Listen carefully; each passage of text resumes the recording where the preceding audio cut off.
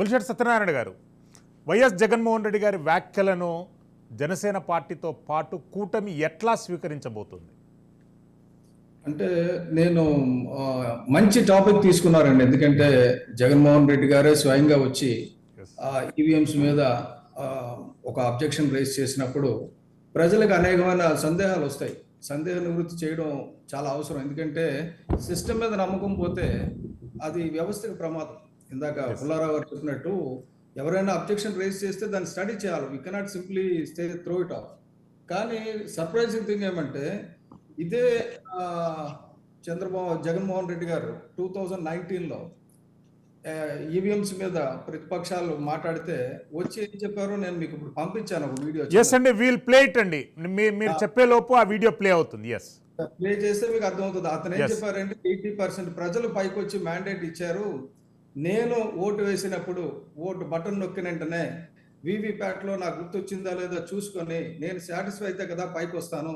80% voters satisfy అయిపోయి చక్కగా పైకి వచ్చి మాట్లాడుతుంటే ఇలాగ ఈవీఎంస్ మీద నిందలు వేయడం తప్పు అని చెప్పింది none other than Jaganmohan Reddy in 2019 when he got 151 mandate. ఎందుకంటే అప్పుడు అందరూ కూడా 105 110 వస్తుంది అనుకుంటే 150 వచ్చింది. ఈవీఎంలు మ్యానిపులేట్ చేసేసారన్నారు. ఈవీఎంలు మ్యానిపులేట్ చేయడం కాదండి, ప్రజలు మ్యాసివ్ మ్యాండేట్ ఆయనకి ఇచ్చారు. ఇప్పుడు అదే ప్రజలు రివర్స్లో మ్యాండేట్ ఇచ్చారు కూటమికి. కాబట్టి మనకి ఓడిపోతే సిస్టమ్ తప్పని, గెలిస్తే సిస్టమ్ రైట్ అని ఇప్పుడు ఆ రోజు జగన్మోహన్ రెడ్డి గారు మాట్లాడుకుని ఉంటే ఈ రోజు మాట్లాడే హక్కు ఉంది.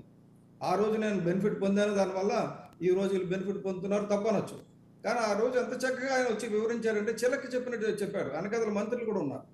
సో ఇప్పుడు ఆ వీడియో ప్లే చేస్తే నేను జగన్మోహన్ రెడ్డి సమాధానం చెప్పలేదు. ఆయన ట్వీట్కి నేను ప్రతి ట్వీట్ చేశాను. నేను కూడా అదే ట్వీట్ చేశాను. అయ్యా నువ్వే చెప్పావు ఇది ఈవీఎంలు ఇలా ఉంటాయి, మరి ఈవీఎంలో ఎక్కడైనా తేడా వస్తే బూత్లోనే గొడవలు అయిపోతాయి. నేను బటన్ నొక్కాను, నా గుర్తు మీద నాకు ఫ్యాన్ గుర్తు మీద పడిన తర్వాత వీవీప్యాట్ చూసిన తర్వాత నేను సాటిస్ఫై పైకి వచ్చాను. తర్వాత కౌంటింగ్ టైంలో కూడా ర్యాండమ్గా కొన్ని ఈవీఎంలు వీవీప్యాట్లతో సహా చెక్ చేస్తారు.